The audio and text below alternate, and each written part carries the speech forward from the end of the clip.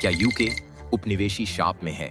साम्राज्यवाद के दिनों में यूनाइटेड किंगडम के पास दुनिया का सबसे बड़ा साम्राज्य था, जो दुनिया की 25% भूमि पर शासन करता था। यह अपने उपनिवेशों से सभी कीमती संसाधन जैसे हीरे, सोना, चांदी, कांसा, कपास, चाय और वस्त्र प्राप्त कर सकता था। यहाँ तक कि इसकी कंपनियां जैसे पूर्व भारत कंपनी पूरे देशों जैसे भारत का प्रबंधन कर रही थीं, लगभग 45 ट्रिलियन की संपत्ति चुराते हुए। लंदन दुनिया का आर्थिक केंद्र था, लेकिन ये पुराने दिन थे। आज यूनाइटेड किंगडम पहले से कभी नहीं गिरावट में है। रिपोर्ट से पता चलता है कि यूके की उत्पादकता वोट ने विकास की सीमा को समतल कर दिया है।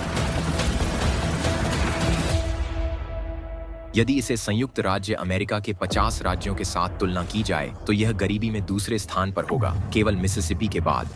तो यूनाइटेड किंगडम की अर्थव्यवस्था के साथ क्या गलत हुआ है, और क्या यह वास्तव में एक तीसरी दुनिया की अर्थव्यवस्था बन रही है?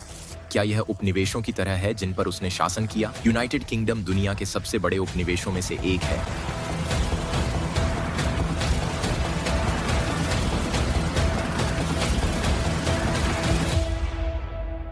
ब्रिटेन की आर्थिक गिरावट की कहानी 2008 में शुरू हुई, जब वैश्विक वित्तीय संकट ने जोरदार हमला किया।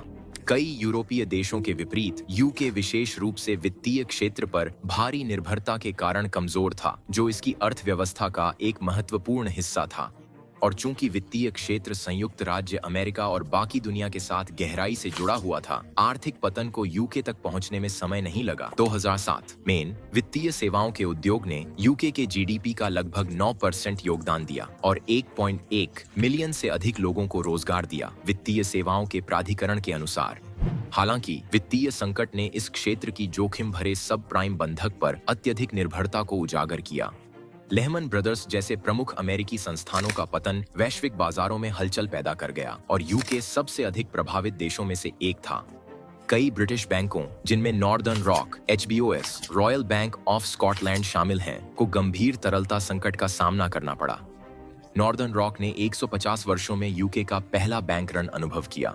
कई ब्रिटिश बैंकों, जिनमें नॉर्दर्न रॉक, HBOS और रॉयल बैंक ऑफ स्कॉटलैंड शामिल हैं, को गंभीर तरलता संकट का सामना करना पड़ा। नॉर्दर्न रॉक ने 150 वर्षों में यूके का पहला बैंक रन अनुभव किया, जिसमें जमा करने वालों ने सितंबर 2007 में केवल कुछ दिनों में लगभग 2 बिलियन निकाल लिए। इस बीच RBS, जो संपत्तियों के मामले में दुनिया का सबसे बड़ा बैंक बन गया था, पतन के कगार पर था और उसे 40 बिलियन के सरकारी बेल आउट की आवश्यकता थी, जो ब्रिटिश इतिहास में सबसे बड़ा था। अपने वित्तीय प्रणाली के पतन को रोकने के लिए यूके सरकार ने एक विशाल वित्तीय बचाव योजना के साथ हस्तक्षेप किया। 2009 तक उसने बैंकिंग क्षेत्र को स्थिर करने के लिए लगभग 141 बिलियन डाला। इसमें RBS और लॉयड्स बैंकिंग ग्रुप जैसी संस्थाओं को पुनर्पूंजीकरण के लिए 37 बिलियन शामिल था। साथ ही विषाक्त संपत्तियों को अवशोषित करने के लिए अतिरिक्त धन भी था। इसके परिणाम स्वरूप सार्वजनिक क्षेत्र का शुद्ध ऋण आसमान छू गया। 2007 में जीडीपी का 36% से बढ़कर 2010 तक 29% हो गया। हालांकि उच्च गतिविधि के साथ अर्थव्यवस्था को पटरी पर लाने के बजाय यूके ने इसके विपरीत करने का निर्णय लिया।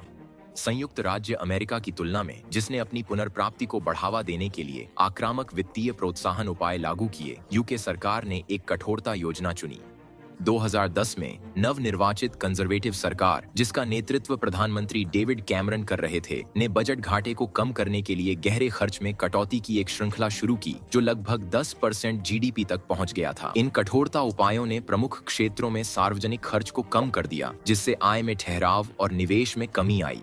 फिस्कल स्टडीज इंस्टीट्यूट ने पाया कि 2010 से 2020 के बीच यूके में वास्तविक मध्य घरेलू आय केवल 0.7% प्रति वर्ष बढ़ी, जबकि 1997 से 2007 के बीच औसत 2.4% वार्षिक थी।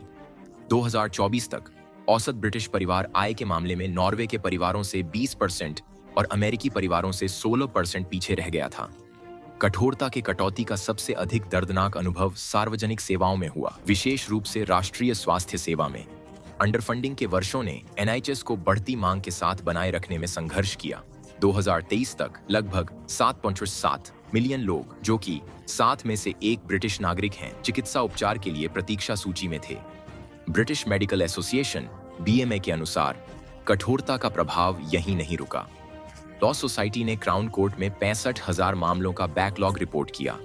2024 तक मजिस्ट्रेट अदालतों में 300,000 आपराधिक मामले लंबित थे। सोस मोरी द्वारा किए गए एक सर्वेक्षण में पता चला कि 80% ब्रिटिश नागरिक मानते हैं कि पिछले 5 वर्षों में सार्वजनिक सेवाएं काफी बिगड़ गई हैं।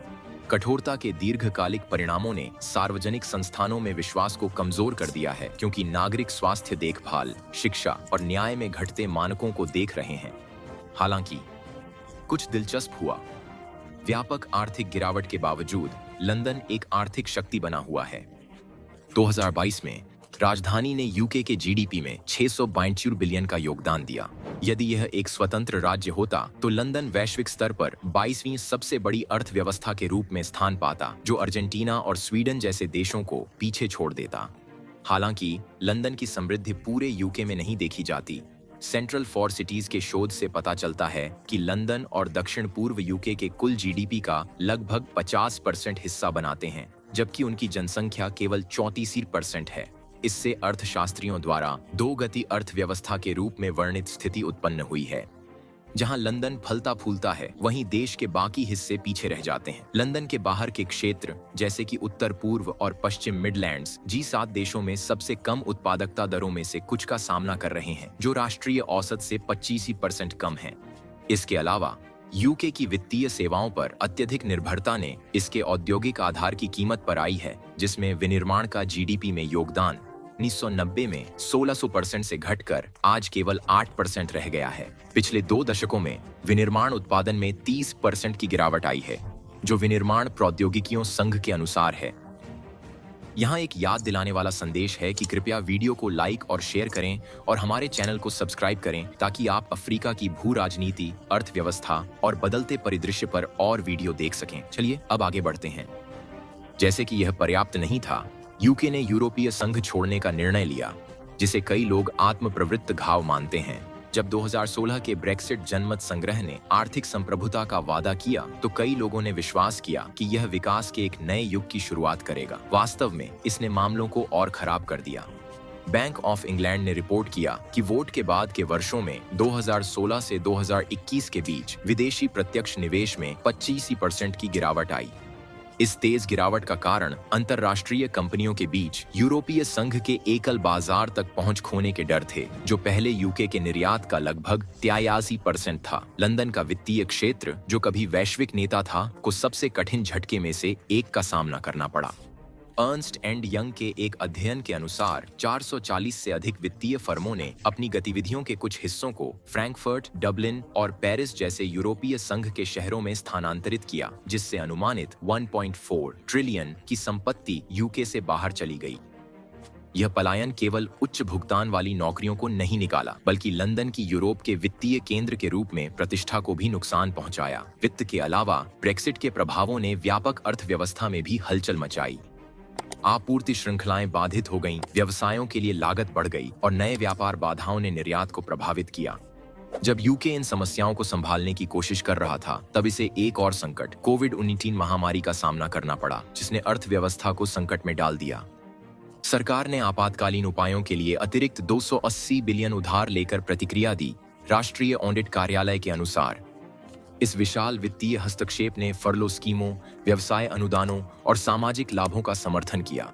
शुरुआत में व्यापक दिवालियापन और नौकरी के नुकसान को रोकने में मदद मिली। हालांकि इन उपायों की एक भारी कीमत थी, जिसने दीर्घकालिक वित्तीय दृष्टिकोण को और खराब कर दिया। सिर्फ 3 महीनों में यूके की जीडीपी 19.8% गिर गई। शायद यूके के लिए यह अत्यंत दुर्भाग्यपूर्ण था कि जब भी यह अपने पैरों पर खड़ा होने लगता, एक संकट उसे प्रभावित कर देता। यह 2022 में हुआ, जब यूके महामारी के बाद अपने पैरों पर खड़ा होना शुरू कर रहा था। 2022 में रूस के यूक्रेन पर आक्रमण ने वैश्विक ऊर्जा बाजारों में हलचल मचा दी, पहले से ही नाजुक अर्थव्यवस्था को और अस्थिर कर दिया। यूके के ऊर्जा आयात पर भारी निर्भरता के साथ बिजली की कीमतें लगभग 10 गुना बढ़ गईं। इस ऊर्जा झटके से घरों को बचाने के लिए सरकार ने 66 बिलियन से 100 बिलियन के बीच वित्तीय सहायता पैकेज पेश किए। हालांकि इस हस्तक्षेप ने तात्कालिक राहत प्रदान की, लेकिन इसने राष्ट्रीय आर्न पर और अधिक दबाव डाल दिया। 2022 के अंत तक महंगाई 11.1% तक बढ़ गई, जो 4 दशकों में सबसे उच्च स्तर है, जिससे बैंक ऑफ इंग्लैंड ने 2023 के अंत तक ब्याज दरें 5.25% बढ़ाने का निर्णय लिया। दर में इस तेज वृद्धि ने बंधक भुगतान को आसमान छूने पर मजबूर कर दिया, जिससे घरेलू बजट पर दबाव पड़ा। साथ ही राष्ट्रीय आरण की सेवा करने की लागत बढ़ गई। वार्षिक भुगतान लगभग 40 बिलियन से 100 बिलियन तक दोगुना हो गया। बजट जिम्मेदारी कार्यालय के अनुसार आरण सेवा लागत अब देश के शिक्षा पर खर्च को पार कर गई है, जो वर्तमान वित्तीय नीतियों की अस्थिरता को उजागर करता है। आर्थिक गतिविधि को बढ़ाने के लिए यूके को उत्पादन और विनिर्माण को बढ़ावा देने की आवश्यकता थी। हालांकि श्रम की कमी है। आप देखिए, यूके की कार्यबल की चुनौतियां आधिकारिक बेरोजगारी दर से परे हैं, जो वर्तमान में 4.4% है। हालांकि यह आंकड़ा एक अधिक महत्वपूर्ण समस्या को छुपाता है, जो यह है 30 मिलियन लोग आर्थिक रूप से निष्क्रिय के रूप में वर्गीकृत हैं। राष्ट्रीय सांख्यिकी कार्यालय के अनुसार इस समूह में छात्र, जल्दी रिटायर होने वाले लोग और जो लंबे समय तक स्वास्थ्य समस्याओं या देखभाल की जिम्मेदारियों के कारण काम करने में असमर्थ हैं, शामिल हैं। श्रम की कमी को दूर करने के प्रयास में यूके सरकार ने विशेष रूप से दक्षिण एशिया और उप सहारा अफ्रीका से बढ़ती आव्रजन की ओर रुख किया। गृह कार्यालय ने 2022 में लगभग 606,000 लोगों की रिकॉर्ड शुद्ध आव्रजन की रिपोर्ट की। फिर भी इस प्रवाह ने सामाजिक तनाव को जन्म दिया है, जिसके परिणाम स्वरूप 2024 के मध्य तक 20 से अधिक शहरों में विरोध प्रदर्शन हुए हैं। ये विरोध प्रदर्शन नागरिकों के बीच बढ़ती आर्थिक असमानता की भावना को दर्शाते हैं, जो महसूस करते हैं कि आव्रजन पहले से ही खींची गई सार्वजनिक संसाधनों पर दबाव डाल रहे हैं। आज यूके की अर्थव्यवस्था जीवन समर्थन पर प्रतीत होती है। राष्ट्रीय आरण जीडीपी के लगभग 100% तक बढ़ गया है, जो 1990 में केवल 20% से एक तेज वृद्धि है, जैसा कि राष्ट्रीय सांख्यिकी कार्यालय द्वारा रिपोर्ट किया गया है। 2023 के वित्तीय वर्ष में इस आरण की सेवा करने की लागत 111 बिलियन से अधिक हो गई, जिससे यह स्वास्थ्य देखभाल के बाद सरकार का दूसरा सबसे बड़ा बजट आइटम बन गया। सार्वजनिक वित्त पर दबाव बहुत अधिक है। घरों पर कर 80 साल के उच्चतम स्तर पर पहुंचने के लिए तैयार हैं। वित्तीय अध्ययन संस्थान के अनुसार करों का अनुमान है कि दशक के अंत तक राष्ट्रीय आय का 87% हिस्सा बन जाएगा।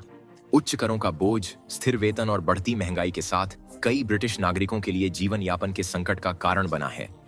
इन समस्याओं में जोड़ते हुए यूके की अधिक मूल्यांकित मुद्रा ने ब्रिटिश निर्यात को वैश्विक स्तर पर कम प्रतिस्पर्धी बना दिया है। राष्ट्रीय सांख्यिकी कार्यालय की रिपोर्ट है कि 2023 में अकेले यूके का व्यापार घाटा 33 बिलियन बढ़ गया। देश की आवश्यक वस्तुओं आयात निर्भरता ने इसे वैश्विक आपूर्ति श्रृंखला में व्यवधानों के प्रति संवेदनशील बना दिया है, जिससे इसकी आर्थिक स्थिरता और कमजोर हो रही है। यूके अब एक महत्वपूर्ण मोड़ पर है। दशकों की राजनीतिक गलतियों, आर्थिक गलत प्रबंधन और बाहरी झटकों ने देश को आर्थिक पतन के कगार पर लाकर खड़ा कर दिया है। ब्रेक्सिट, महामारी और भू राजनीतिक तनावों ने एक ऐसा संकट पैदा कर दिया है, जिसे देश प्रबंधित करने के लिए संघर्ष कर रहा है। आने वाले वर्ष यह निर्धारित करने में महत्वपूर्ण होंगे कि क्या यूके अपनी गिरावट की प्रवृत्ति को पलट सकता है, या यदि यह केवल नाम के लिए एक तीसरी दुनिया की अर्थव्यवस्था बनने की दिशा में आगे बढ़ता रहेगा। अब सवाल यह है कि क्या यूके के पास आर्थिक आपदा से बचने के लिए आवश्यक राजनीतिक इच्छा शक्ति और नेतृत्व है? दांव ऊंचे हैं और कार्रवाई का समय अब है। आपके अनुसार यूनाइटेड किंगडम की अर्थव्यवस्था में क्या गलत हुआ है? क्या आपको लगता है कि गिरावट तब शुरू हुई जब उपनिवेशवाद समाप्त हुआ, या क्या ब्रेक्सिट ने निरंतर आर्थिक गिरावट में कोई भूमिका निभाई? नीचे टिप्पणी अनुभाग में साझा करें कि यूनाइटेड किंगडम की अर्थव्यवस्था को कैसे पुनर्जीवित किया जा सकता है और इसे सही रास्ते पर लाया जा सकता है। क्या आप इस तरह के और वीडियो देखना चाहते हैं? यदि हाँ, तो हमारे चैनल को सब्सक्राइब करें और इसके बगल में बेल आइकन दबाएं। हमने कुछ ऐसा लाने का निर्णय लिया है जिसके बारे में कोई बात नहीं करता। अफ्रीकी राजनीति, अर्थव्यवस्था, बढ़ती शक्ति। देखने के लिए धन्यवाद और अगले वीडियो तक जुड़े रहें।